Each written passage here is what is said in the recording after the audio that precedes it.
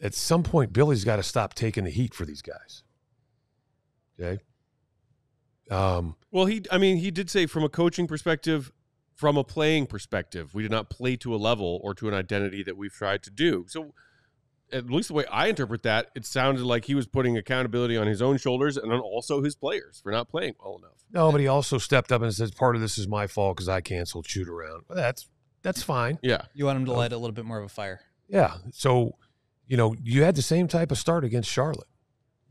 Same. Yeah, they had a season-low 15-point quarter in the first quarter against Charlotte. And I understand you turned things around and then you almost coughed it up and then you won in overtime.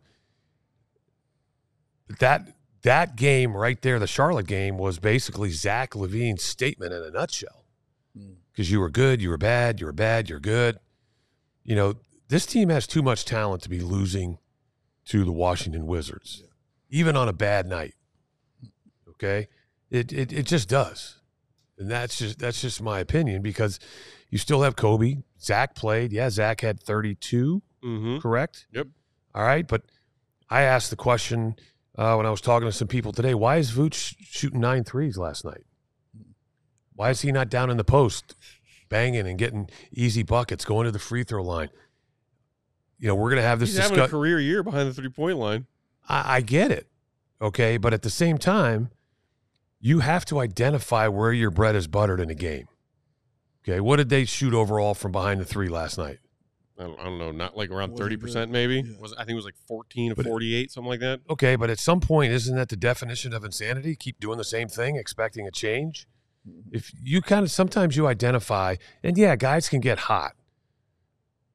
But most of the time, if you're starting to see a trend here and be like, we're just not really hitting our shots.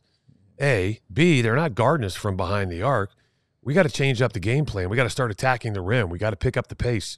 We got to get paint touches, but instead of passing up layups and mid-range jumpers, why are we now dumping the ball off into Vooch and cutting and rolling? It's kind of interesting. I was working with my nephew this morning, and we were talking about how he's got these kids on his team. He's in 6th grade. About how these guys call themselves three-point shooters. I said, and what do they normally shoot from the three-point line? He goes, they make 2 out of 10. And I said, okay, that's great. But let's identify what your shooting range is. Do I think that my nephew can knock down threes? Yeah, but he can probably make 1 or 2 out of 10. But I said, we're going to shoot shots from this range, this range, this range, this range. Your shooting range is a shot that you can make at least 50% of the time. I understand Vooch is having a career year from behind the arc, 40. I mean, it was like 45% he's like around 45 last I checked. Yeah, he's dipped a bit. He's in like a little mini slump right now. But. And he needs to be credited because he really worked hard on that. But at the same time, I know he's a polished scorer in the post. He's got great footwork, up and unders, right? He just knows how to score. He's a big body. So start running plays, get him off the line and put him down into the post. I know that clogs up the lane and makes things more difficult for Zach to get into the mid-range or get to the rim. But at some point, you got to identify what's the best way for us to beat our opponent. I understand what the game plan was going in, but there's a chance to change it. And as we figure out with my nephew, we're shooting, your range is 15 and in. So while your teammate is back here chucking up 10 threes and making 2 of them and contributing 6 points, how about you get into that range where you can knock down 50% of the shots and say you shoot 10 mid-range jumpers or layups and you make half of them? Well, guess what? You contributed 10 points. He contributed 6. Who's having a more productive game? I mean, Vooch had a bad shooting night. It happens. I don't think Vooch, Bulls fans get frustrated sometimes on a bad shooting night. They're like, why the heck, as you just asked, Perdue, is Vooch shooting 9 threes and making 1 or 2 of them?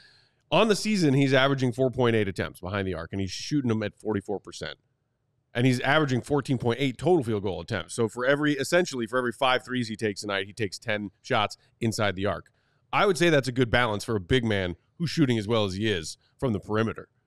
And on certain nights, yeah, maybe you change it up. And that, is that something that Billy, on a night like last night, needs to go to Vooch and say, hey, quit shooting those threes because you're not making them, go inside? Is that on Billy? But that's also, again, to me, goes full circle about leadership. And I don't mean, just team is void of leadership, but somebody on this team needs to step up and be like, hey, Vooch, we're going to change up, whether it's Billy, whether it's Kobe, whether it's somebody else, be like, hey, we got to change up. This isn't working. All right. We got to start attacking from inside out instead of outside in, and let's increase our chances to win. And that's not difficult. Yeah. It's just that the part about that scares a lot of guys is that that's not the thing to do if you want to be liked. That's the thing you do if you're more concerned about respect than being liked. We all silly like the mayor.